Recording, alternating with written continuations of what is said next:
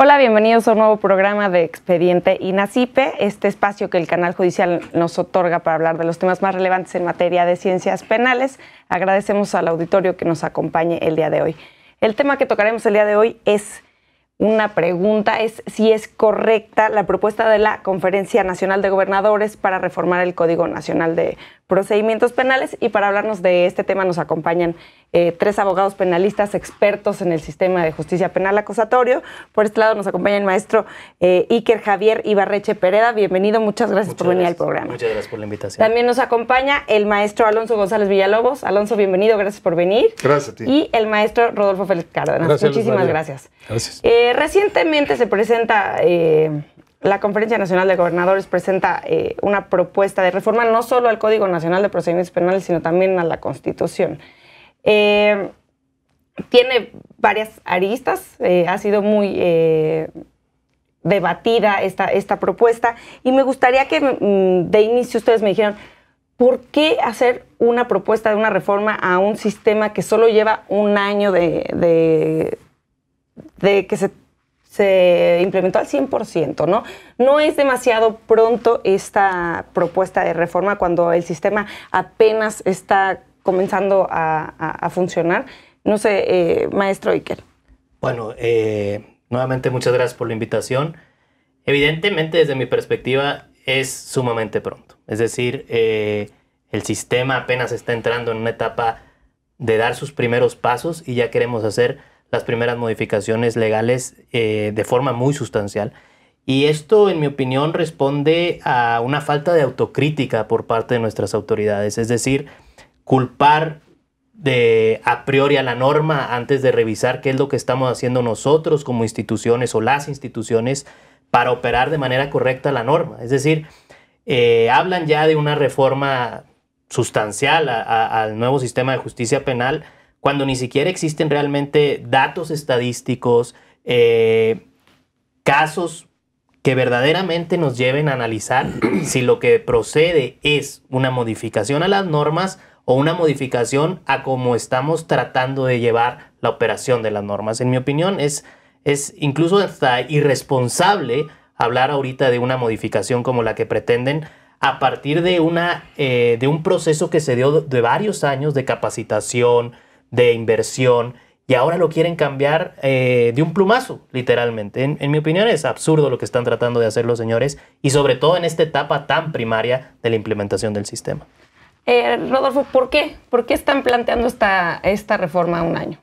Pues a mí me parece porque las autoridades tratan de justificar la falta de un ejercicio adecuado en materia de seguridad pública.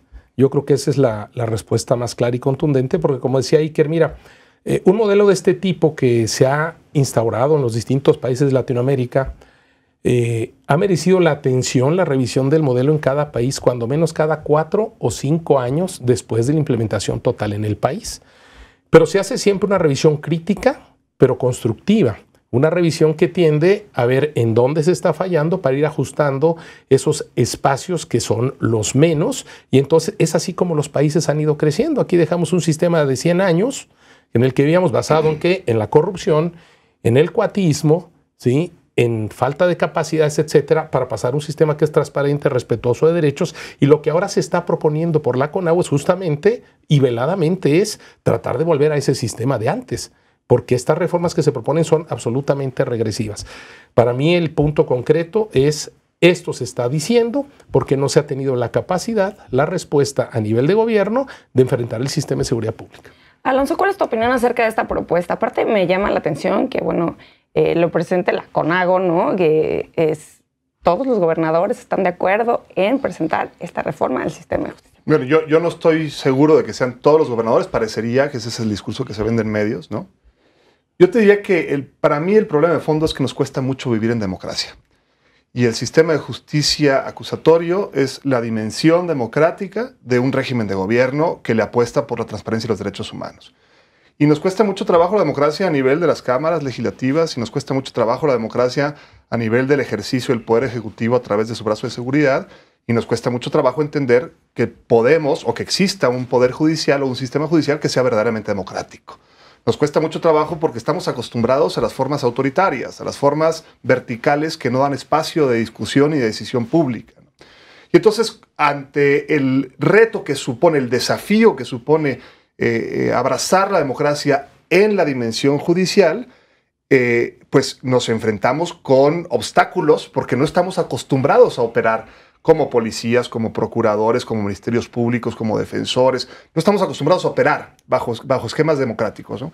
Y ante el primer obstáculo o la serie de obstáculos a los que se refiere Rodolfo, que me parece que eso es clarísimo, los obstáculos de seguridad pública, entonces el recurso más eficientista o efectivista es eliminemos el espacio de democracia y volvamos al esquema vertical decisorio en el que no hay lugar al debate, porque esa es la prisión preventiva oficiosa. No hay lugar al debate. Hombre, aquí nadie estaría a favor de poner a quien efectivamente represente un riesgo en la calle, ¿no? Pero que se dé el debate. Esto es lo grave, que nos da miedo el debate, nos da miedo la deliberación democrática, ¿no? Si les parece bien, les voy a mencionar algunos de los puntos de estas propuestas y me gustaría saber cuál es su opinión acerca de ellos.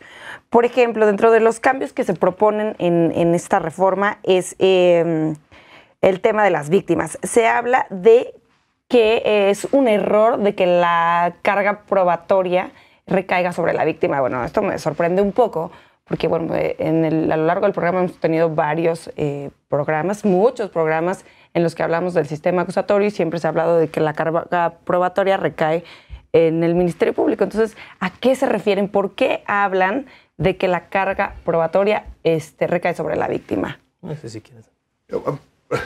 A ver, eso no es cierto.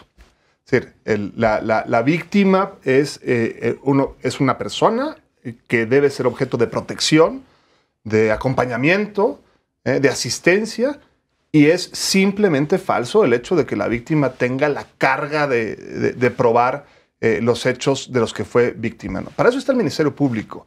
Y aquí me parece que hay, por supuesto, una muy grave falta de comunicación real.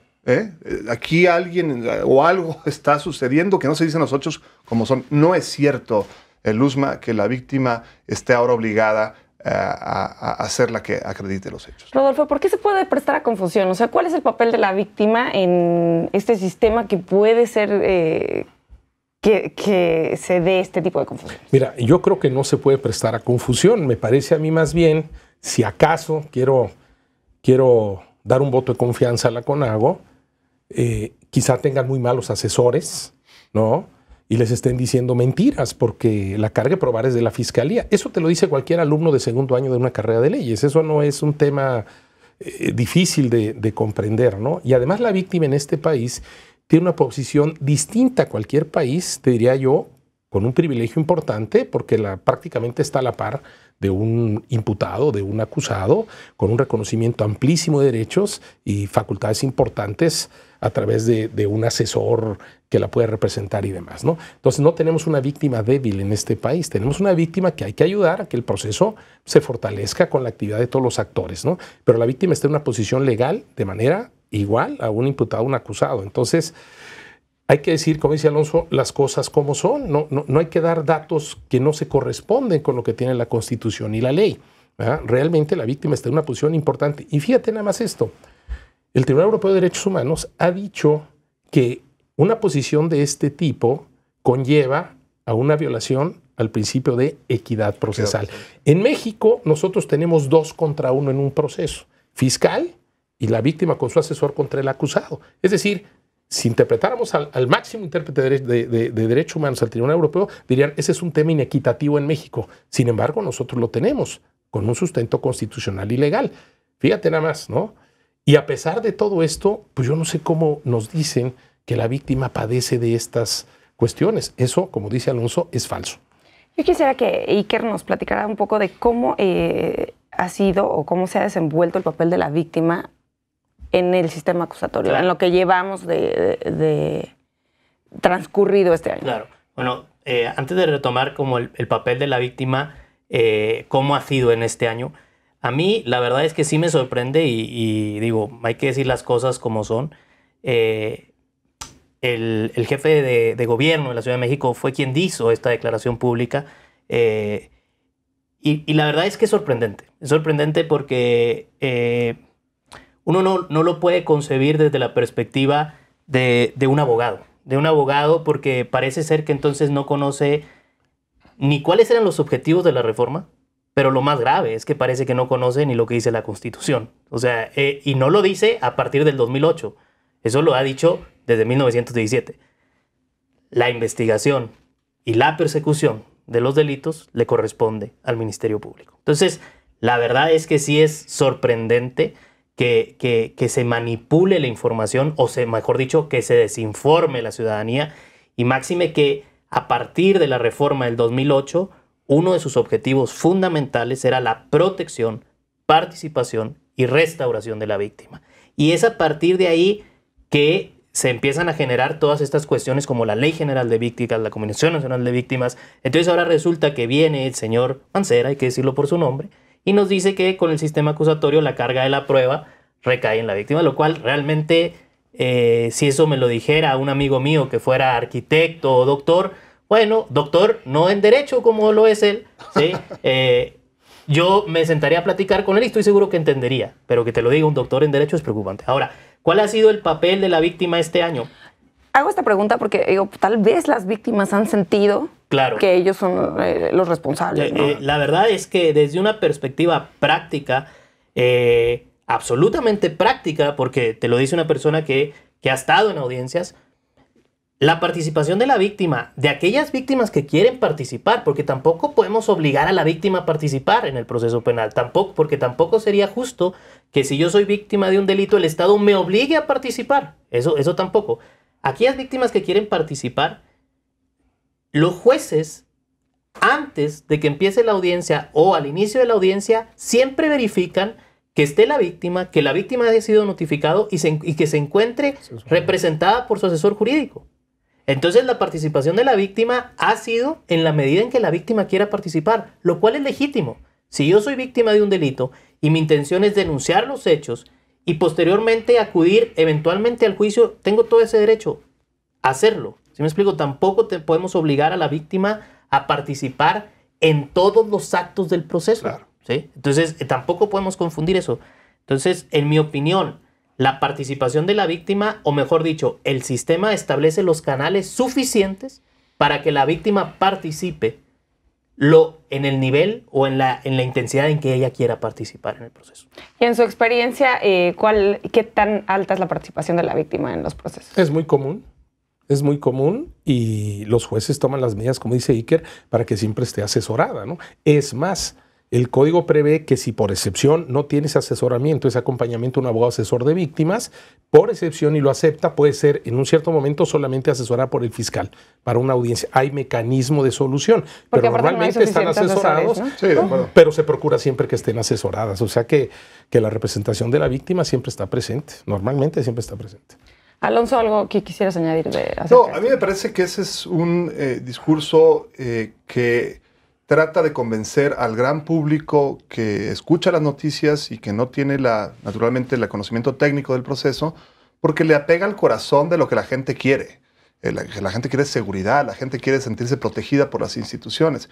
Y me parece que es bien injusto respecto del sistema de justicia acusatorio, el esfuerzo de tantos años y el esfuerzo monetario que nos ha costado los bolsillos a todo mundo, el acudir de manera tan simplista a un argumento que además de ser falso, manipula lo más profundo es decir, de los intereses de la ciudadanía, que es sentirse segura y querer como consecuencia estar protegida por las instituciones. Me parece que no se vale.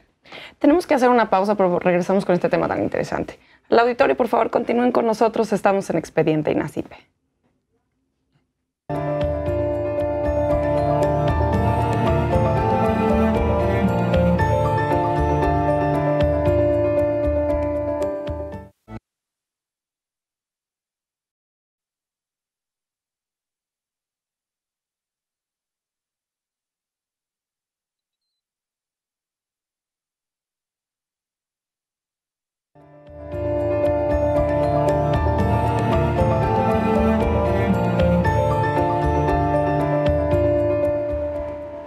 Gracias por continuar con nosotros en Expediente INACIPE. Les recuerdo que pueden estar en contacto con nosotros a través de las redes sociales del canal judicial que aparecerán en sus pantallas y en nuestro Twitter, que es @expediente_. Los invito a seguirnos y darnos sus comentarios y sugerencias acerca de los programas. El día de hoy estamos hablando de si es correcta la propuesta de la Conferencia Nacional de Gobernadores para reformar el Código Nacional de Procedimientos Penales y, insisto, también la Constitución. Y insisto en este punto porque eso es de lo que vamos a hablar ahora, que es una de las propuestas, y el jefe de gobierno de la Ciudad de México ha hablado de que la incidencia delictiva de la Ciudad de México, en su caso, ha aumentado debido a las garantías del sistema que el sistema acusatorio otorga a los delincuentes. Esto va un poquito de la mano a la crítica que se hace al poco uso de la prisión preventiva. Pero pues quisiera que Rodolfo, de inicio, me platicaras cuál es tu opinión acerca de esta aseveración de que creció la incidencia debido a que este proceso, el sistema de justicia penal, es deficiente. Bueno, primero hay que decir dos cosas. Nunca se ha presentado una estadística, ni en la Ciudad de México, ni en ningún lugar del país, que refleje este comentario, estos comentarios que se han manejado, ¿no? Segundo, hay que destacar también que esto se dirige a hablar al sistema acusatorio. Entonces, tampoco es acertado partir de ahí, porque el sistema es más amplio.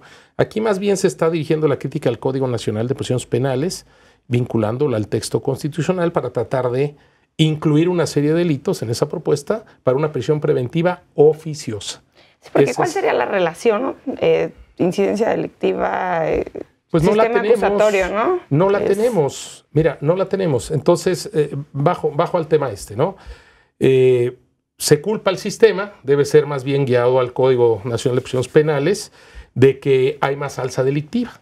Se habla de la puerta giratoria y se dice que han salido muchas personas, por ejemplo, el dato que tenemos aquí que se ha manifestado públicamente, alrededor de 12,000 personas en la Ciudad de México, ¿no? Yo pienso que eso es más o menos, sin tener el dato concreto ahora, pero como la mitad de los habitantes de los reclusorios preventivos de la ciudad, ¿no?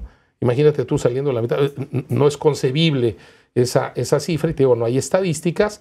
Eso por un lado.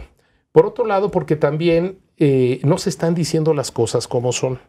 Un dato concreto, mira, tuvimos una reforma el año pasado, cuando el sistema se echó a andar en todo el país, en un artículo 5º transitorio del Código, en donde se previó ahí, evidentemente atendiendo un principio de presunción de inocencia, favorabilidad, etcétera, que las personas que estaban privadas de libertad bajo el sistema tradicional, respecto a las mismas, se podría haber un incidente para que los jueces revisaran con otros principios si esa medida se confirmaba, si se hacía cesar, si se podía modificar, etcétera. Esa norma, salvo raros casos, no en la Ciudad de México, sino en todo el país, raros casos los jueces siquiera llegaron a abrir el incidente. Es decir, se habrá contados con los dedos algunos casos por ahí. Ahora me entero que Alonso hizo uno, a lo mejor es el único en el país.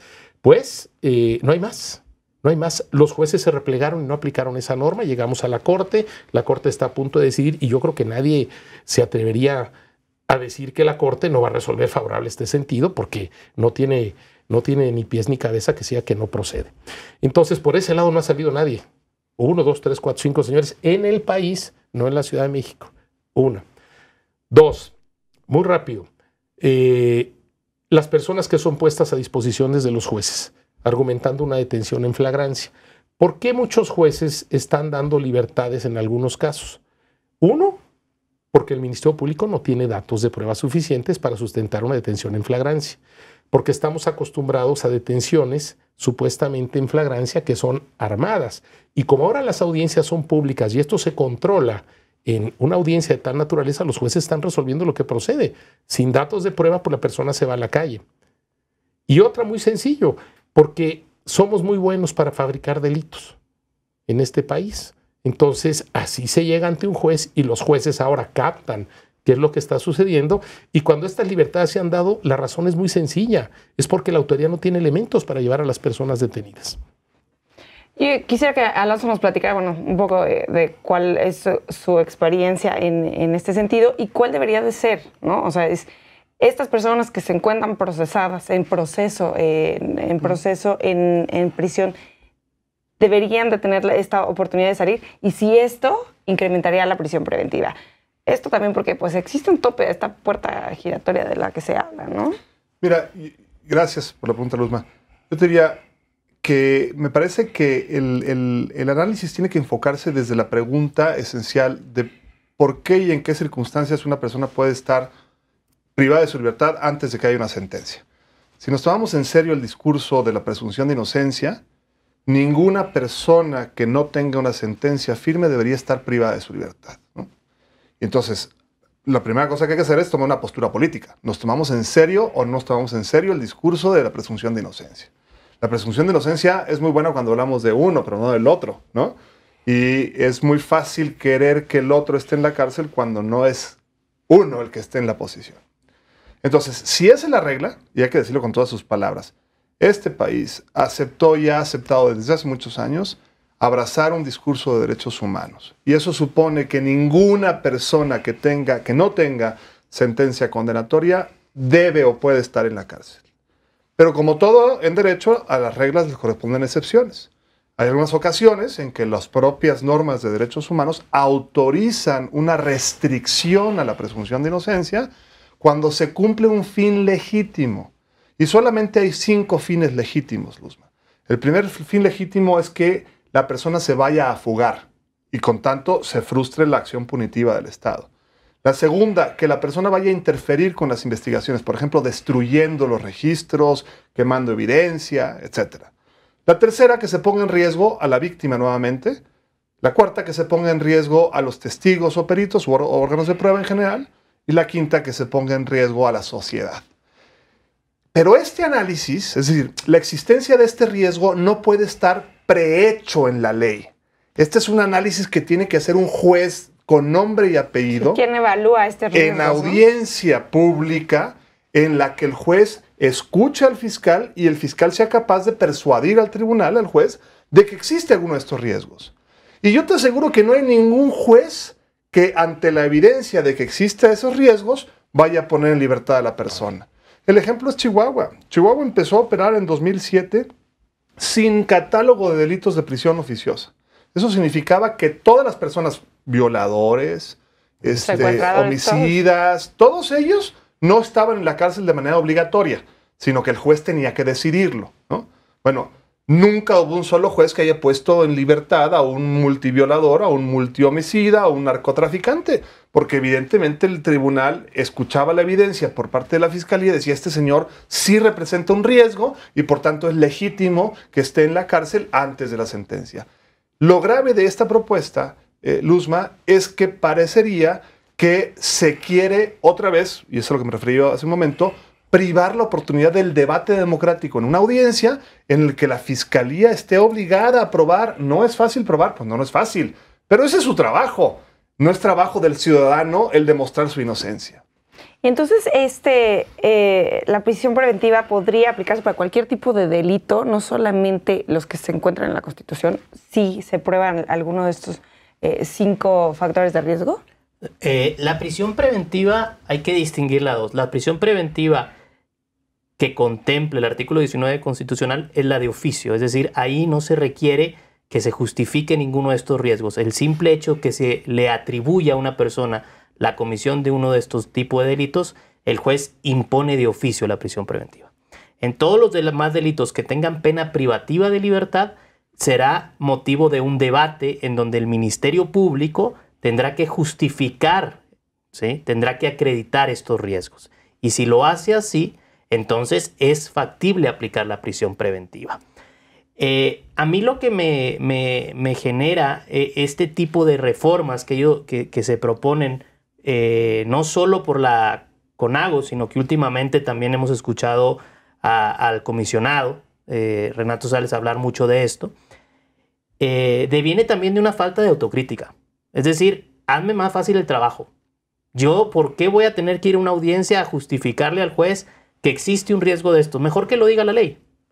Pero es que si vamos a ir a ese extremo, pues entonces quitemos los jueces también. Y entonces es más fácil, porque la ley desde que los detengan diga usted es responsable del delito y te condeno.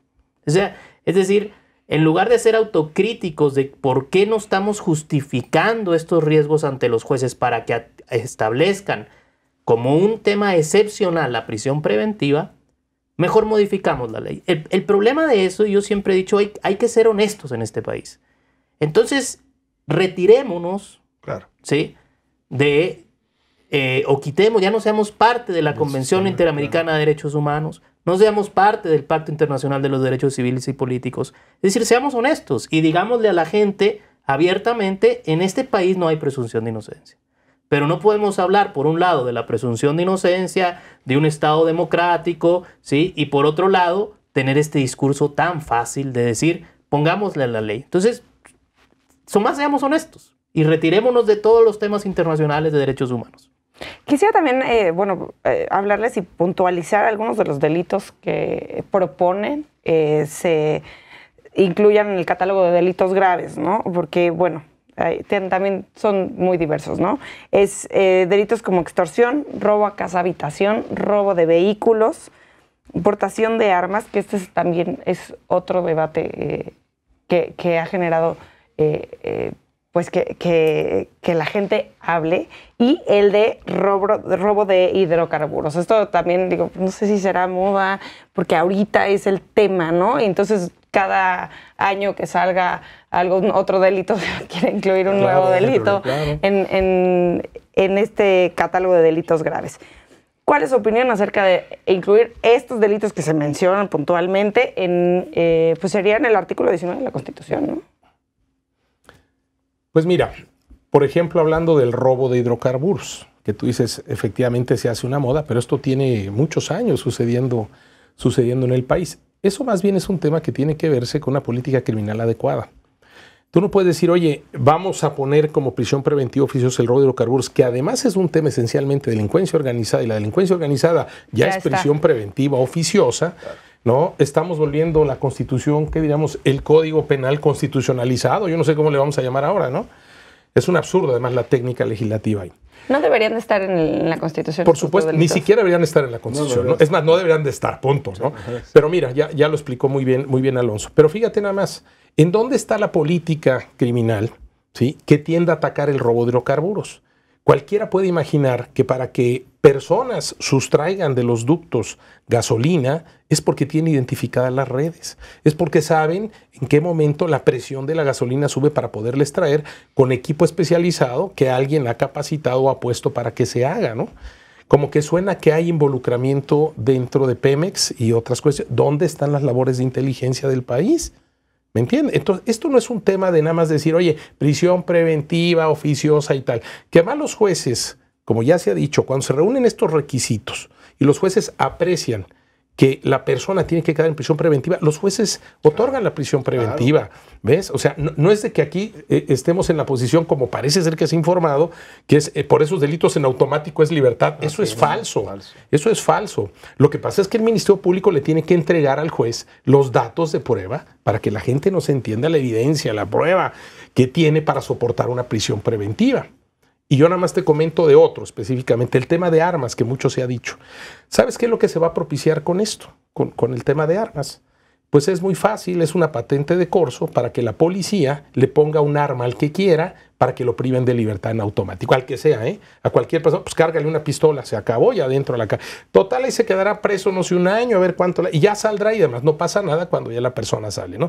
Destruyendo patrimonios, familias, etcétera, ¿no? Entonces, sin ese control judicial, que aquí se ha mencionado mucho, pues evidentemente, como dice Iker, pues salgámonos del Sistema Interamericano de Protección de Derechos Humanos. El discurso que nos está diciendo la CONAGUA es eso. Oiga, somos un Estado que no queremos estar dentro del Sistema Interamericano de Protección de Derechos Humanos porque no reconocemos los derechos humanos, porque los hacemos a un lado, porque no podemos, ¿no? Con el tema de seguridad pública.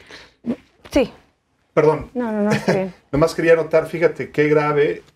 Ahorita estaba haciendo un repaso de esta categoría, esta lista de delitos. Son dos temas generales que tienen una columna vertebral muy clara. Primero, los delitos con los que la ciudadanía tiene más contacto directo. Justo, eso es lo que venía. Casa y el vehículo. ¿No? ¿Qué es eso? Pues eso es un efecto de seguridad pública falso. Meto a la cárcel de manera obligatoria a quien está involucrado en robo a habitación, a casa habitación o robo a vehículo, luego entonces la ciudadanía se siente más segura, ¿no? Y la otra categoría son los delitos de moda a los que te refieres tú, ¿no? el enorme problema que tiene este país con temas de extorsión a consecuencia de la delincuencia organizada, porque la enorme mayoría de los delitos de extorsión están vinculados con delincuencia organizada. Claro. Y el tema de un año para acá, el gasolinazo, ¿no? Los hidrocarburos, en fin, ¿no? Entonces, ¿qué va a pasar si en 5 años este país o las bandas delincuenciales encuentran como una buena idea empezar a revelar secretos industriales? Y entonces esos también habrá que hacerlos graves, ¿no? Claro. Y de prisión oficiosa, ¿no? Porque en ese contexto sociodemográfico y político resulta que es lo que más le lacera a la ciudadanía, ¿no?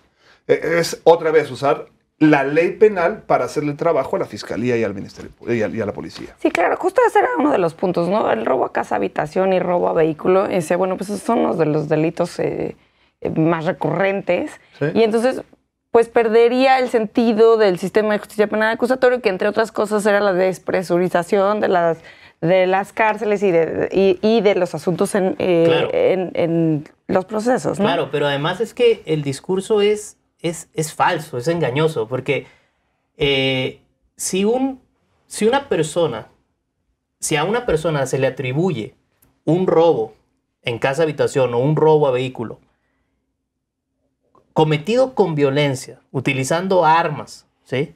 Entonces es de prisión preventiva oficiosa. Ya está. Ya está. Entonces, ahora resulta que si a una persona se le atribuye que se mete a una casa que está deshabitada y se le atribuye que se roba una bicicleta dentro de la casa, lo vamos a dejar en prisión preventiva solo porque se le atribuye sin poner y no puso en riesgo a nadie, ¿sí?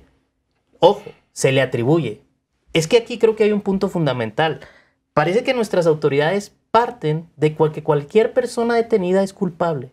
Claro. Van nuevamente en contra de la presunción de inocencia. A mí me gustaría hacerles una contrarreforma, una contrapropuesta, mejor dicho. Quitémoslos todos los delitos de prisión preventiva oficiosa. No existan los delitos de prisión preventiva oficiosa. Y exijámosle a la autoridad que invierta en la verdadera creación de las unidades de medidas cautelares, en las unidades que establecen los riesgos previos a juicio. Es decir, la realidad es que ellos quieren hacer el trabajo fácil, ¿sí?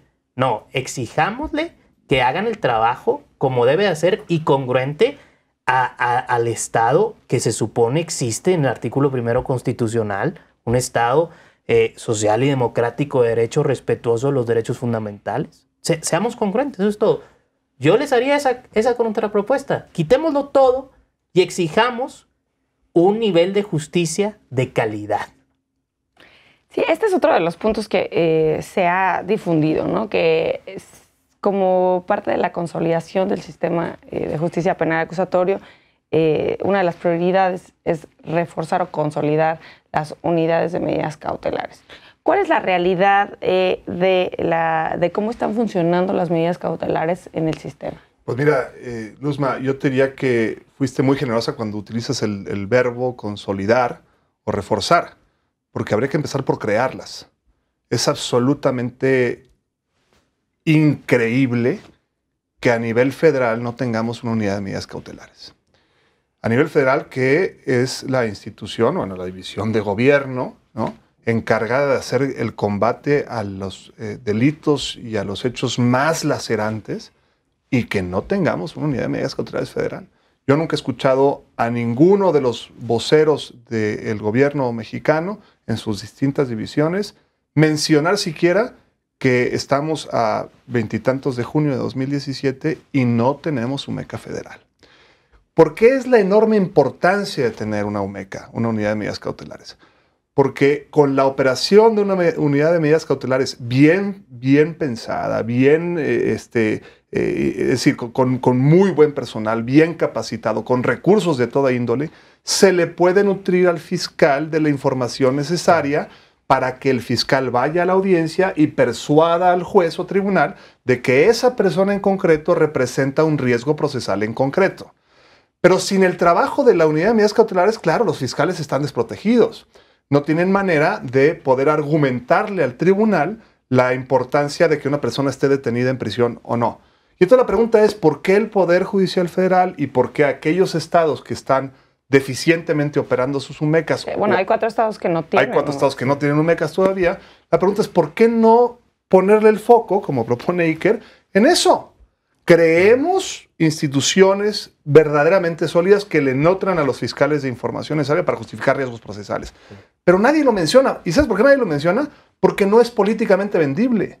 Porque el ciudadano no, es decir, es información tan técnica que el ciudadano lo que entiende es, ¿se metieron a mi casa o no se metieron a mi casa? ¿Me robaron mi coche o no me robaron mi coche? ¿No? Y no se ha hecho un esfuerzo por traducir el ejercicio técnico o el discurso técnico.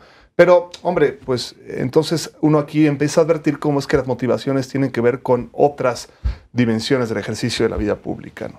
Pues tenemos que hacer nuevamente una pausa, pero volvemos con el tema. Al auditorio, continúen con nosotros, estamos en Expediente INACIPE.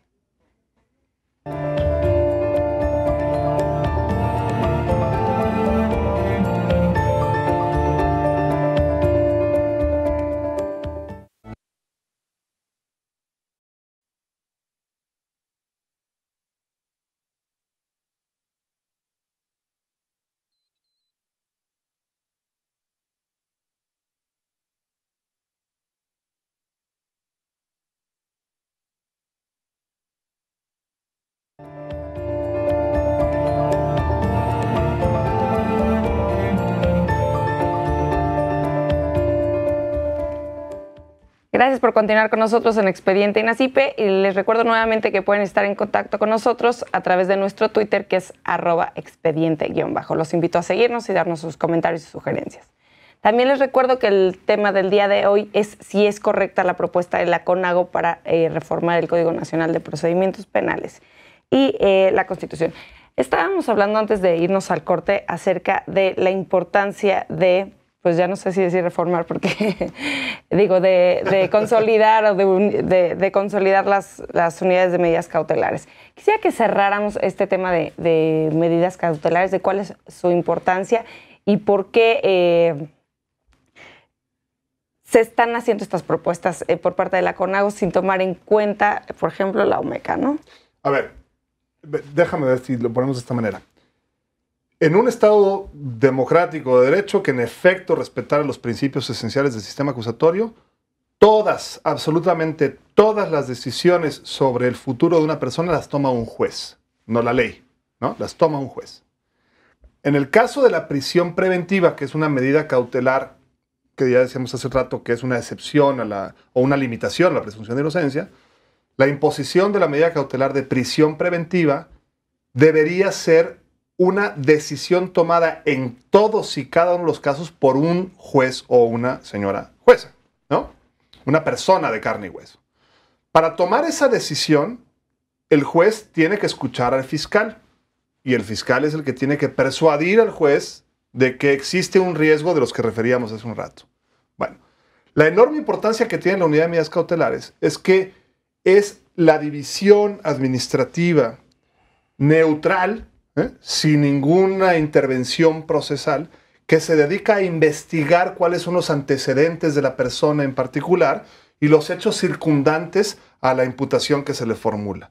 Y entonces, a partir de ello, realiza un análisis de qué tanto riesgo podría representar esa persona si es que es puesta en libertad.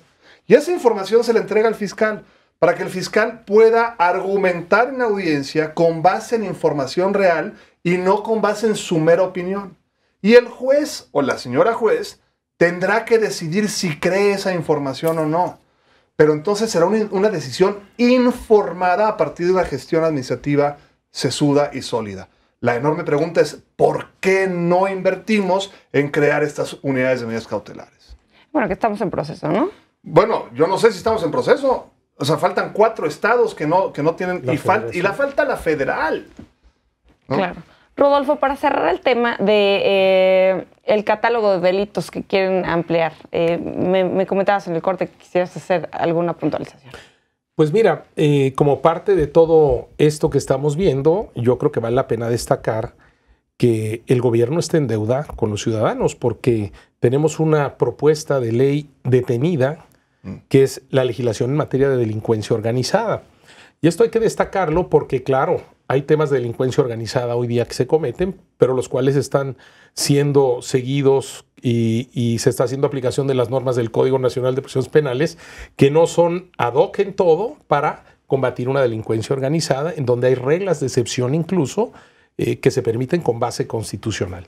Entonces, claro, pueden suceder cosas en un proceso porque tampoco es que tengamos ese apoyo en la ley adecuada en materia de delincuencia organizada. Entonces, hay que hacer también un llamado al Congreso de la Unión, a la Procuraduría de la República, para que se apuren en dar este instrumento y podamos también cubrir este flanco y al rato no se esté culpando que el sistema no sirve, ¿no? Entonces, con esta ley se podrían salvar esta propuesta de la CONAGO.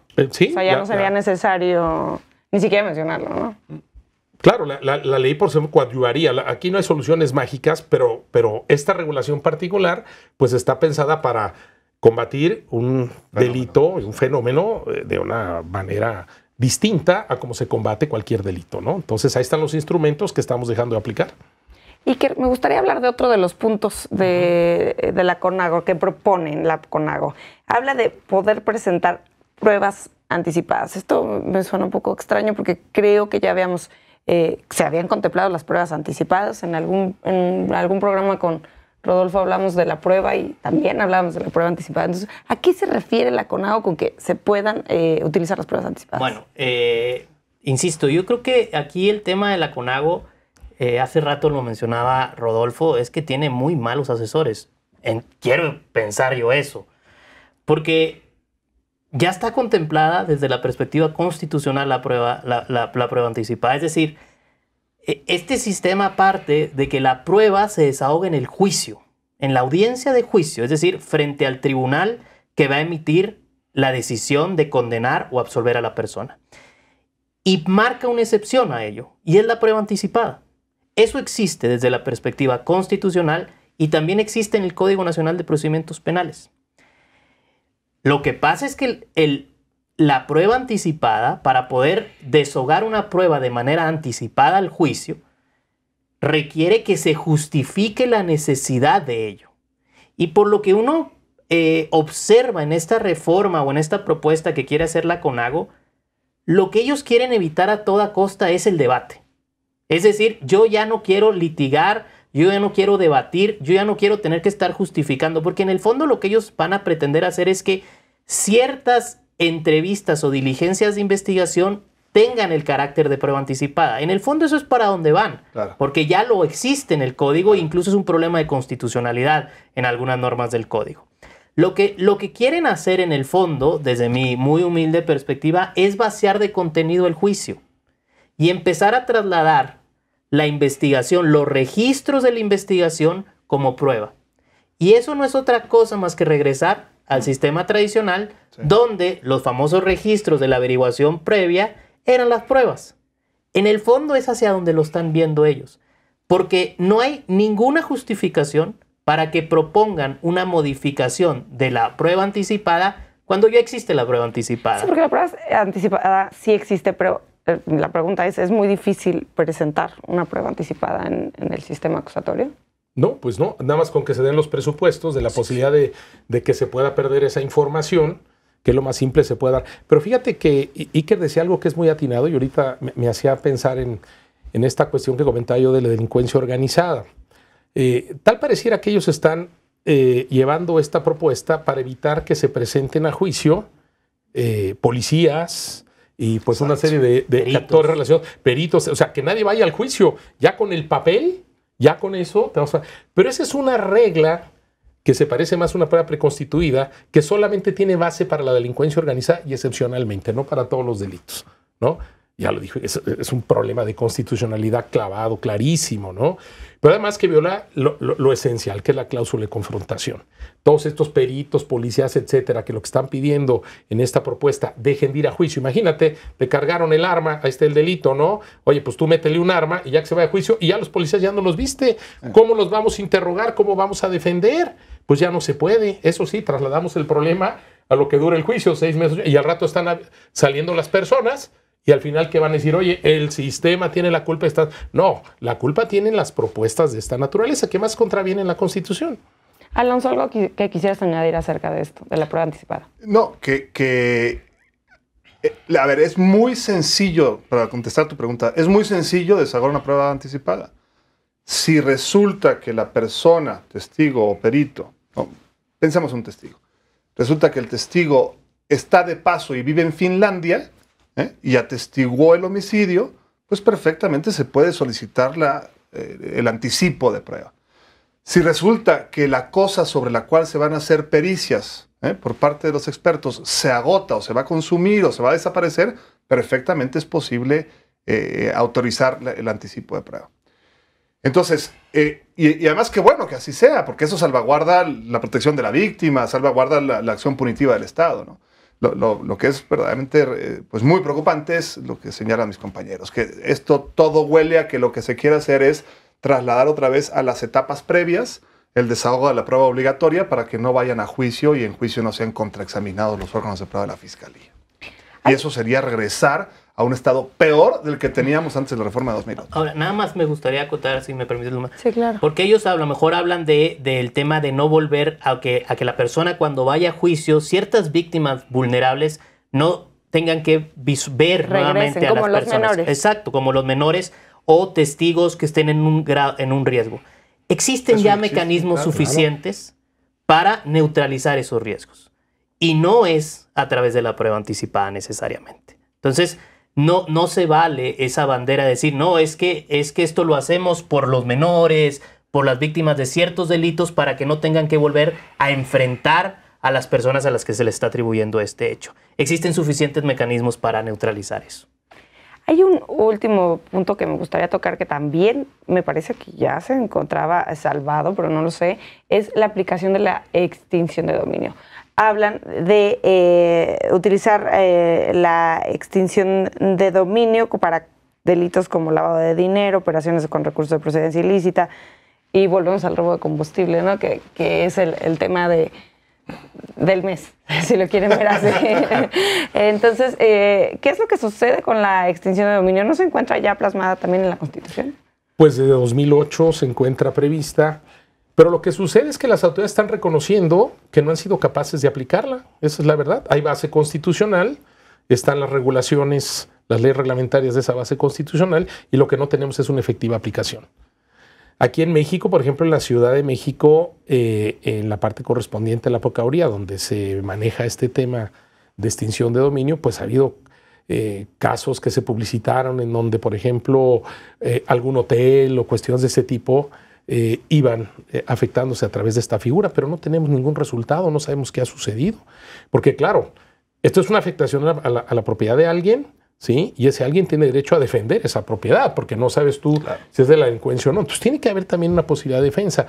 No tenemos un resultado de un caso, al menos que yo conozca en la Ciudad de México o en otros lugares, o al menos en porcentaje. Podríamos asegurar que no es nada significativo que tengamos resultados alicientes en materia de extinción de dominio. ¿Qué pasa o qué falta? Pues la capacitación adecuada de las autoridades para que la extinción de dominio funcione. O sea, el grave problema es ese, la capacitación. O sea, ¿por qué no se ha utilizado esta figura? No sé. La verdad es que no sé. Ahí están las bases normativas. Y entonces, si no se opera, pues parecería que es porque o no se quiere operar o porque no se sabe operar. Sí, volvemos a, es complicado, ¿no? Pues no, o sea, es decir, no. La respuesta es no. Y entonces no puede haber otra interpretación más que o no se quiera, o no se haya querido, o no se haya sabido cómo hacerlo. Porque claro, supone un reto de gestión, por supuesto. Y aquí lo que parecería ser es que el halo que transita por toda esta iniciativa es hacerle el trabajo más fácil a la Fiscalía. Eso es lo que parece ser. Yo quisiera cerrar el programa con que ustedes, que son operadores del sistema de justicia penal acusatorio, me dijeran brevemente, me quedan 3 minutitos, ¿cómo ven ustedes el sistema? A un año de la implementación del sistema de justicia penal acusatorio, ¿cómo ha estado funcionando este tema? Yo creo que el sistema ha funcionado en la medida en que se esperaba. Es decir, si la gente pensábamos que en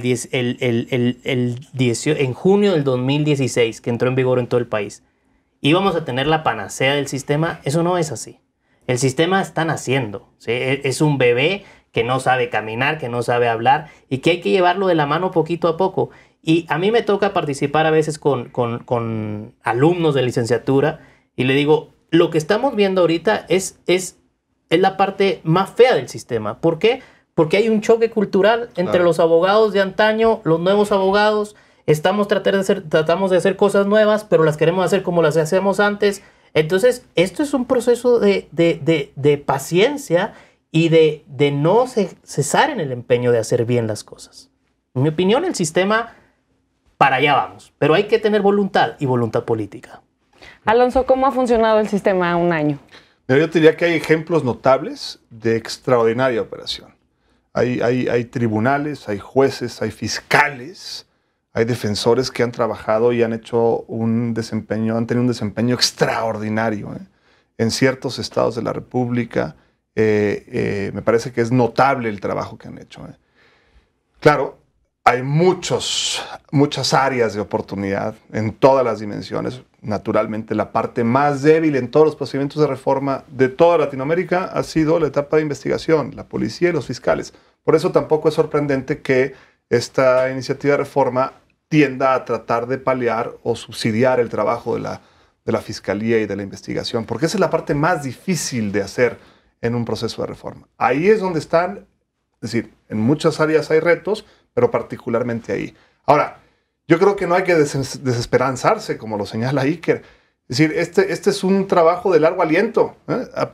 Apenas llevamos un año. El problema en serio sería tratar, como parecería que se quiere, de dar bandazos desde reformas normativas sin darle oportunidad a la sociedad, a los operadores, a los medios de comunicación, de que asimilemos todos. Y eso lleva costos, sí, igual que los partos duelen. Los partos duelen, pero los niños son lindísimos cuando se les cuida bien. Rodolfo. Pues mira, yo creo que Iker y Alonso lo han resumido de una manera, pues me parece clara. Yo por eso quisiera llamar la atención en esta campaña que ha emprendido la CONAGO, que a mí me parece, y creo que aquí coincidimos, que se traduce en una información que no es adecuada, que se ha dado a la sociedad, que los medios de información que han tomado estas notas necesitan también estar informados, porque están transmitiendo algo que no es cierto, que no se corresponde con la realidad. Y entonces, pues los medios de información lo que hacen es transmitir, ¿sí?, sin corroborar, sin buscar otras opiniones. Y claro, hay una penetración masiva y esa penetración daña, desinforma a la sociedad. Los beneficiarios de este cambio somos los ciudadanos de este país. Y no puede ser que porque ahora, por ciertos problemas que consideran las personas que están en turno en gobierno, quieran plantear unos cambios que, como vimos, no tienen base, quien tenga que sufrir y soportar esto somos los ciudadanos de este país, que después de 100 años buscamos y alcanzamos lograr, no por el gobierno, sino por un movimiento social, por la sociedad, claro, este cambio. Este cambio lo hicimos nosotros, no los gobernantes. Entonces no podemos dar marcha atrás. Entonces, ojalá que los medios de información que han sacado estas notas busquen opiniones también, por otro lado, que no se cierren y que informen bien. Mira, hasta informan tan mal que utilizan hasta una terminología inadecuada, mezclan las cosas, no dicen bien ni siquiera lo que se les dijo, ¿no? Entonces, ojalá que los medios de comunicación actúen con mayor seriedad, quienes están produciendo estas notas, y escuchen, ¿sí?, también los puntos de vista desde otro aspecto. Y concluyo, ¿cómo ve el sistema? Voy a hablar nada más de la Ciudad de México, porque ya en los estados hemos visto cosas sensacionales. Yo he estado muy cerca viendo la observación, he estado observando de cerca el papel de los jueces en la Ciudad de México. Los jueces ahí van creciendo todos los días con audiencias. Conozco a varios jueces y en verdad están entusiasmados con el tema del sistema. Bien, ahí van, ¿no? ¿Cómo va la Procuraduría? Más lenta, pero hay que ver dónde está el origen de esto. Hay que ver cómo capacitaron a la Procuraduría. Hay que preguntarse eso, ¿no? Hay que preguntarse a lo largo del país qué pasó con la capacitación de los magistrados de salas penales, ¿no? No quisieron entrar porque, claro, los magistrados eran los magistrados, pero ahora ya se están dando cuenta que es importante hacerlo. Entonces ya hay una conciencia, hay un cambio currículo en las universidades. Los chicos ya van, ¿cuántos años llevamos ya con esto que cambiamos? Esto ya no se va a detener, ¿eh? Esto ya no se va a detener. Y entonces es muy importante informar bien, no desinformar y tratar de construir juntos. Pues yo les agradezco muchísimo que nos hayan acompañado para hablarnos de este tema y estaremos muy pendientes de qué sucede con esta propuesta de reforma. Iker, Alonso, Rodolfo, muchas gracias. Gracias a ti, Luzma. Felicidades. Gracias al auditorio. Les agradezco que nos hayan acompañado el día de hoy y los invito a que nos acompañen la próxima semana en un nuevo programa de Expediente INACIPE.